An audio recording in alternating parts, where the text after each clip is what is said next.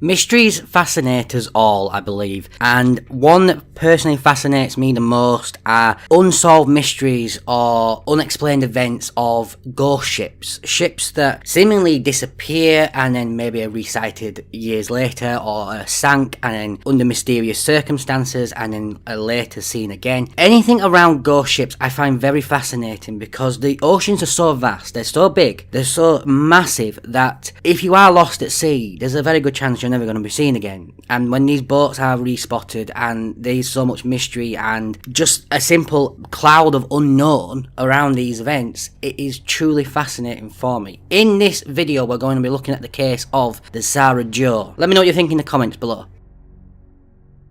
A new one on me. I've never heard of this one up to quite recently, but it's quite an interesting and, there's no word for it, mysterious story. On the afternoon of February the 11th, 1979, 5 friends decided that they were going to set sail from the port of Maui in Hawaii for a pleasant fishing trip off a 17-foot Boston whaler called the Sara Joe. The weather seemed good at first, not a cloud in the sky, so no one checked the weather forecast. However, this small oversight would be costly to them as the wind picked up and a storm came in. The storm was so bad that many dubbed it the worst they'd ever seen in 50 years. Even the bigger fishing boats struggled to make it back to port as they fought 40-foot swells out in the open ocean. Some of the family members grew concerned and went out in the middle of the storm to look for their loved ones, look for the 5 men that had set out for a fishing trip. After several hours, they went back without finding any traces of the Sara Joe. The next day, the Coast Guard went out looking for the Sara Joe and the men in what was a massive operation, a search of over 50 vehicles, including planes, boats, helicopters, searching an area of 73,000 square miles of ocean over the course of the next 5 days. Unfortunately, the Sara Joe was nowhere to be seen and currents were strong in that area, and it's quite possible the boat drifted further out to sea. Years passed and the harsh reality began to sink in. The boat must have sank along with its crew. But then, roughly 10 years later, on September the 10th, 1988, a marine biologist called John Norton was on a wildlife expedition 3,000 miles away from the last known location of the Sara Joe. Norton was doing field research when he saw out the corner of his eye a battered up small boat in the sand of a small island. It's worth noting that John Norton was also part of the original search for the Sara Joe. He looked at the boat and saw what he thought were Hawaiian registration numbers.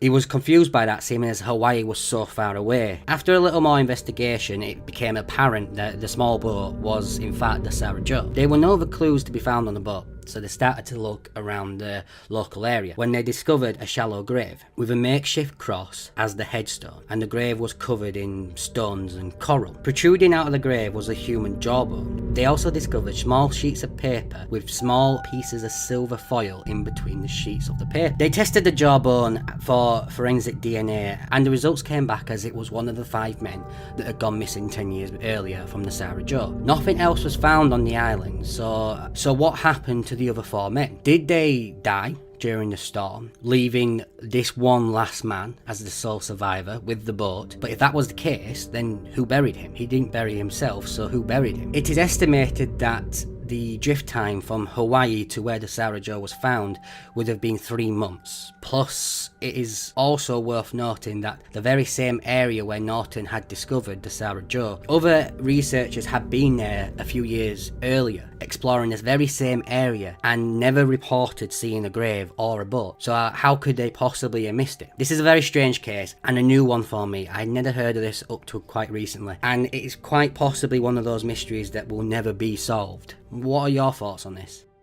So if you enjoyed this video, please leave a like, it does help us out a lot. Subscribe if you would like to see more of what we do. We put regular videos up onto the YouTube channel, and we shall see you in the next video.